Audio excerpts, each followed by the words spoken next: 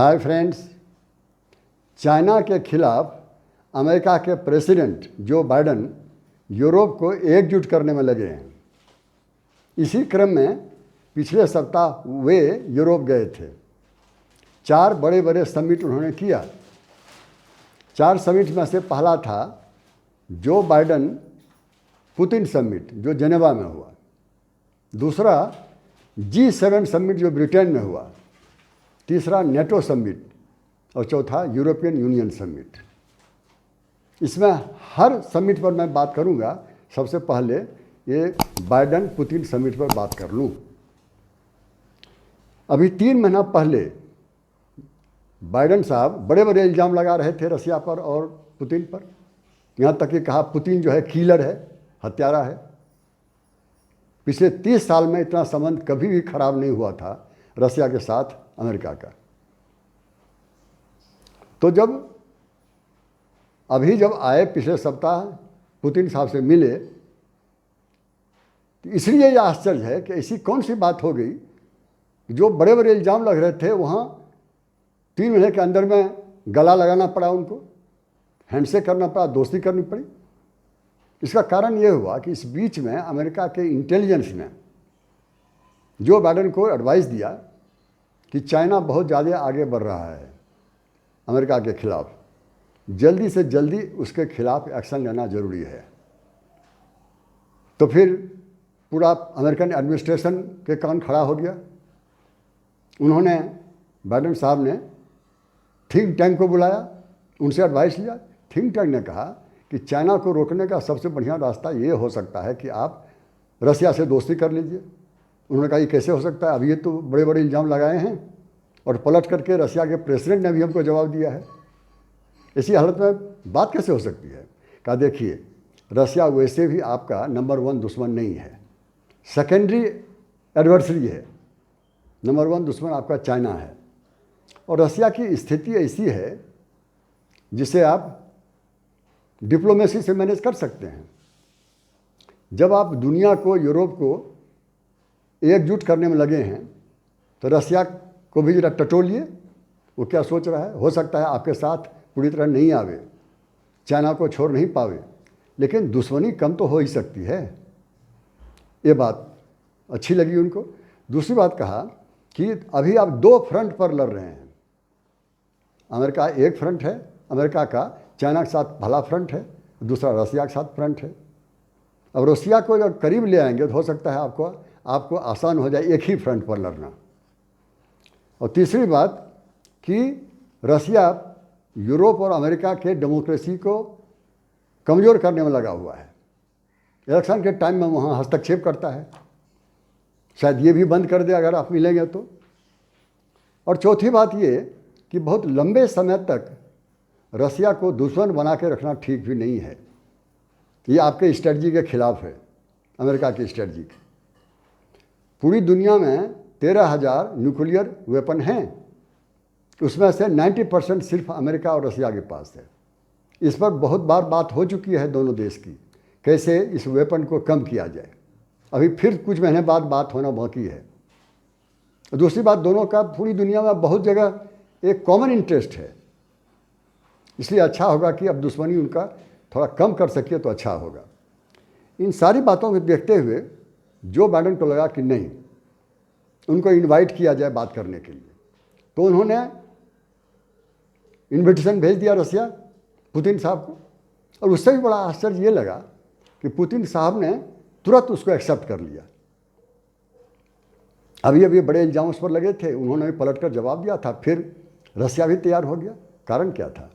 रसिया की सबसे बड़ी परेशानी का कारण ये था कि रसिया आर्थिक दृष्टि से बहुत कमज़ोर पड़ चुका है।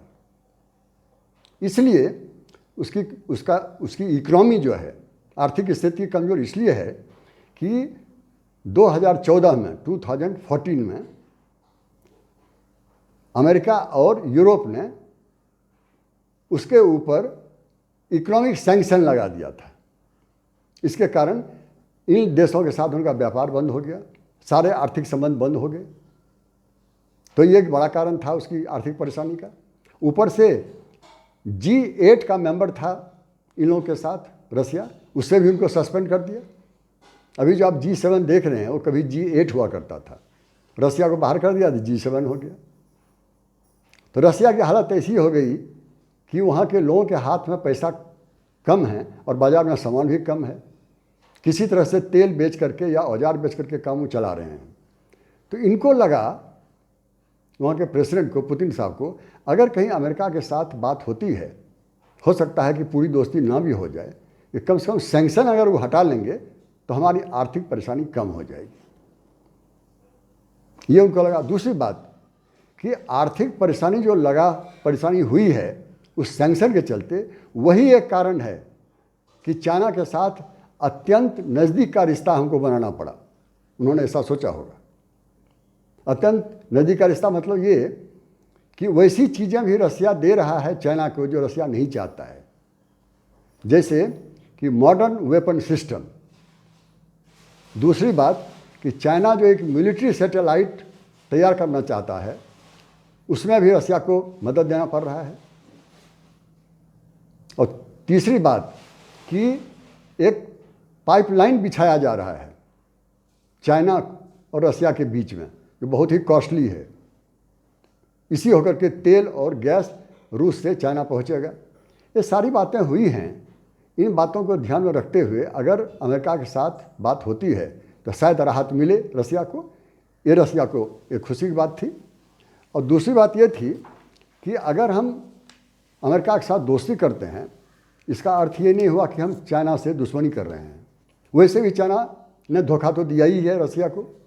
जब सोवियत रूस था उस समय कम्युनिस्ट होते हुए भी चाइना इससे अलग होकर के अमेरिका के साथ मिल गया और रसिया के खिलाफ बहुत सारे ऐसे काम किए गए जिसमें कि चाइना का भी हाथ रहा। तो धोखा पहले दे चुका है। अगर हम इसको बिना धोखा दिए हुए अगर हम अमेरिका के साथ जाते हैं तो चाइना को क्यों बुरा लगेगा। दूसरी बात, चाइना भी सीमा विवाद में, बॉर्डर डिस्प्यूट में अभी भी उलझा हुआ है रसिया के साथ। खास करके ये जो व्लादिवोस्टोक वहाँ के एक स्टेट का कैपिटल है, उसको भी चाइना कह रहा है कि नहीं नहीं, ये तो चाइना का भूभाग है। ये भी है, सीमा विवाद भी चल रहा है। और तीसरी बात, सेंट्रल एशिया जो कभी रसिया का भूभाग हुआ करता था, सोवियत रूस का, उस पर चाइना दखल दे रहा है। अभी भी वहाँ पर होल्ड है रसिया का, नहीं चाहता है कि हमारा होल्ड ख़त्म हो जाए। वहाँ पर चाइना दखल इसलिए दे रहा है कि उसका इकोनॉमिक इंटरेस्ट है। अभी कजाकिस्तान में $27 बिलियन उसने खर्च किया है, इन्वेस्ट किया है। तो ये सेंट्रल एशिया में चाइना का दखल देना भी अच्छा नहीं लग रहा है रसिया को।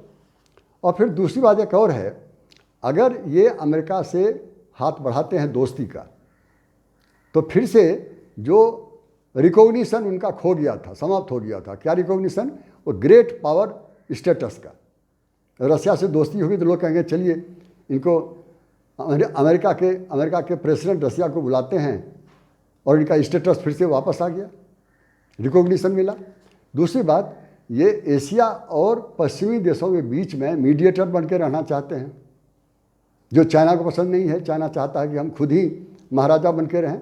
इसी कारण से इंडिया से भी संबंध खराब हुआ चाइना का, तो भला रसिया को कैसे मानेंगे। तो अमेरिका से दोस्ती करने पर ये स्टेटस जो है मीडिएटर का, वो बना रह सकता है। तीसरी बात, अमेरिका के दोस्ती करने से काउंटर वेट भी होगा एक चाइना के खिलाफ, बैलेंस ऑफ पावर। अभी चाइना का दबदबा है रसिया पर, और काउंटर वेट अगर हो जाएगा तो बैलेंस हो जाएगा, चाइना का उतना चलेगा नहीं। और एक और बात होगी कि अमेरिका के साथ दोस्ती का अर्थ ये नहीं है कि अमेरिका के पीछे पीछे चलने वाला है रसिया। वो तो बराबरी का दोस्ती करेगा। चाइना चाहता है कि रसिया चाइना के पीछे चले अमेरिका के अगेंस्ट में, तो वहाँ तो हमको फॉलोवर के रूप में मान रहा है, यहाँ हम फॉलोवर नहीं बनेंगे। ये भी फ़ायदा है। और अंतिम बात एक और कि ये मल्टीपोलर वर्ल्ड में एक पावर सेंटर रसिया भी होगा, जो आजकल चाइना हो गया है। तो ये सारी सुविधाएं, ये सारे फायदे रसिया को है। ये ध्यान में रखते हुए पुतिन साहब ने कह दिया कि बड़ी अच्छी बात है, हम लोग मिलेंगे। और दोनों मिले, दोनों गले गले मिले, हाथ मिलाए। बाइडेन साहब वहाँ से बहुत बढ़िया चश्मा लाए थे, सनग्लास, उनको गिफ्ट दिया। और जब दोनों मिले तो मिलने के बाद भी बड़े संतुष्ट थे, एक दूसरे से खुश थे। ये तो हुआ पहला समिट जो बाइडेन साहब ने यूरोप में किया। अब दूसरा समिट जो उन्होंने किया वह है G7 समिट, जो ब्रिटेन में चल रहा था। और उस समिट में उन्होंने भाग लिया। और इस समिट की सबसे बड़ी दो बड़ी उपलब्धि हुई। पहली उपलब्धि ये कि जब समिट समाप्त हुआ तो बाइडेन साहब ने अनाउंस किया कि हम लोगों ने डिसाइड किया कि हम लोग एक बड़े प्रोजेक्ट को बनाएंगे। उसे कहा गया B3W, विस्तार से इसे बिल्ट बैक बेटर वर्ल्ड की बात कही। यह ऐसा ही प्रोजेक्ट है जैसे चाइना का BRI है, बेल्ट रोड इनिशिएटिव है। दोनों का मकसद एक ही है कि पूरी दुनिया में रेलवे का, रोड का और वाटर पोर्ट का जाल बिछा देना। ये एक्चुअली सप्लाई चेन है, दुनिया के एक कोने से दूसरे कोने में एक्सपोर्ट इंपोर्ट का सामान आसानी से जा सके। लेकिन ये जो बाइडेन साहब ने अनाउंस किया, ये B3W एक काउंटर के रूप में देखा जाता है। इसका मकसद है कि चाइना के BRI प्रोजेक्ट को ध्वस्त कर देना।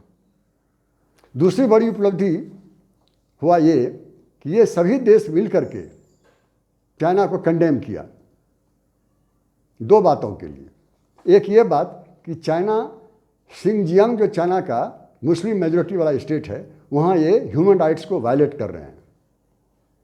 दूसरी बात, हांगकांग और ताइवान में ये इंटरफेयर कर रहे हैं। ये सारे डिसीजन सबने एकजुट होकर के एक जोश के साथ लिया चाइना के विरोध में। चाइना को अच्छी खासी मैसेज पहुंच गया होगा। ये हुआ दूसरा समिट। तीसरा समिट हुआ नेटो कंट्री। नेटो मतलब हुआ नॉर्थ अटलांटिक ट्रीटी ऑर्गेनाइजेशन। ये 30 देश इसमें मेंबर हैं। अमेरिका इसको लीड करते हैं। ये 1949 में ही बना था। यही ग्रुप सोवियत रशिया के खिलाफ कोल्ड वॉर लड़ा। सोवियत रशिया के साथ भी एक अलायंस था जिसे हम वार्सो पैक्ट कहते हैं। अमेरिका के साथ नेटो और सोवियत रूस के साथ वार्सो पैक्ट। ये अभी भी है वो नेटो। उसको इन्होंने रीऑर्गेनाइज किया, फिर से एकजुट किया और उनको बताया कि आप हम सबका क्या मकसद है और उस मकसद के लिए हम सबको एकजुट होना है। और ये सारी बातों के साथ साथ उन्होंने आश्वस्त भी किया सारे मेंबर को कि आप सबों की सुरक्षा हमारी जिम्मेदारी है, अमेरिका की जिम्मेदारी है। उन्होंने कहा कि this is America's sacred obligation to provide you defence. और फिर ये हुआ तीसरा। चौथा समिट हुआ यूरोपियन यूनियन। यूरोपियन यूनियन में 27 देश हैं जो अमेरिका के खिलाफ कोई नहीं है, उनके साथ रहा है सब दिन। जब पूरी दुनिया को वो एकजुट करने चले हैं, यही पहल उन्होंने यहाँ भी शुरू की। तो इन सारे चारों समिट में उनका एक ही मकसद था कि चाइना को अलग थलग करो और बाकी दुनिया को एक साथ करो, एकजुट करो। इसमें कहाँ तक वो सफल हुए नहीं हुए, इस पर मैं बात करूँगा एनालिसिस में। एनालिसिस में पहली बात है कि बाइडेन पुनीत का जो समिट हुआ जेनेवा में, ये बहुत बड़ी उपलब्धि है। सिर्फ महत्वपूर्ण नहीं, आश्चर्यजनक भी है। लेकिन ये कहा जाएगा कि बाइडेन साहब का ये श्रूड मूव है और सफल भी हुआ इसलिए कि दोनों प्रेसिडेंट एक दूसरे से खुश भी थे। यहाँ तक कि बाइडेन साहब ने कहा पुतिन साहब के बदले बारे में कि आप जो हैं वर्दी एडवर्सरी हैं, और पुतिन साहब ने बाइडेन साहब के बारे में कहा कि श्रूड निगोशिएटर हैं। गले गले मिले, हाथ मिलाया। और यहाँ तक कि बाइडेन साहब बहुत बढ़िया सन ग्लास लाए हुए थे, चश्मा, जो गिफ्ट दिया उनको। ये सब जो बातें हुई हैं, ये इसलिए मैंने कहा कि आश्चर्यजनक भी है और महत्वपूर्ण भी है। ये बड़ी उपलब्धि है। दूसरी बात, चीन को प्रेशर में आना ही था जो आया। साथ ही एक और कारण हुआ चीन को प्रेशर में आने का। जब बाइडेन साहब यहाँ थे पिछले सप्ताह यूरोप में, इसी बीच में अमेरिका ने अनाउंस कर दिया कि अमेरिका का ट्रेड एग्रीमेंट हुआ है ताइवान के साथ, ये भी चाइना के लिए चिंता की बात हुई। दूसरी बात, उन्होंने ये भी कहा, वहाँ के डिफेंस मिनिस्टर ने पेंटागन को ये डायरेक्शन दिया कि चाइना के खिलाफ जो हमारी स्ट्रेटजी है उसको फोकस करो। ये भी चिंता की बात हुई चाइना के लिए। तीसरी बात, अमेरिका के सीनेट ने $244 बिलियन ग्रांट किया है, एक पैकेज बनाया है। इस पैकेज का मकसद है कि चाइना का जो टेक्नोलॉजिकल डोमिनेंस है इसको कैसे कम किया जाए, इसी पर पैसा खर्च होगा। तो ये जो यूरोप में जो काम कर रहे थे बाइडेन साहब, वही अमेरिका ने उसी बीच में, उसी लगभग एक ही समय में अनाउंस कर दिया। चाइना के लिए ये डबल प्रेशर हो गया। दूसरी एक और बात है, चाइना वैसे भी अकेला है, उसके पास कोई ग्रुप नहीं है। अमेरिका के साथ ये सारे ग्रुप हैं, G7 भी है, नेटो भी है, यूरोपियन यूनियन भी है। अभी धीरे धीरे वो कोशिश कर रहे हैं कि रसिया को भी अपने साथ ले आवें, नहीं भी ला सकें कम से कम न्यूट्रल तो कर दें। तो चाइना अकेला, उधर बहुत सारे ग्रुप, ऐसी स्थिति बन गई है, तो प्रेशर तो होना ही है। और रही बात इंडिया के लिए, इंडिया के लिए तो बिन मांगे मोती मिले, बिना किए दिए मन की मुराद पूरी हो रही है। मन की मुराद का मतलब ये हुआ कि चाइना पर जितना ही प्रेशर पड़ेगा, इंडिया का उतना ही प्रेशर कम होगा। ये हुआ। तो टोटल मिला के चारों जो समिट किया है बाइडेन ने, उसमें दो सबसे बड़ी उपलब्धि हुई। एक तो जैसा मैंने कहा, ये built back better world B3W, ये बहुत बड़ी उपलब्धि है। यह एक पॉजिटिव ऑल्टरनेटिव है। लोग दूसरे को की आलोचना करते हैं लेकिन ऑल्टरनेटिव कुछ नहीं देते, विकल्प नहीं देते हैं, इन्होंने दिया है। एक तो बहुत बड़ी उपलब्धि है। दूसरी बात यह है, ये जो बाइडेन और पुतिन साहब का जो मिलना हुआ, ये जो समिट हुआ, ये हो सकता है कि फ्यूचर के लिए ये गेम चेंजर हो जाए। ये बड़ा ही श्रूड मोमेंट हुआ है, ये बड़ा ही प्रशंसनीय है। अब आगे देखना है कि इसका भविष्य क्या होगा। इन्हीं सारी बातों के साथ मैं अपनी बात समाप्त करता हूँ। Thank you very much to each and every one of you.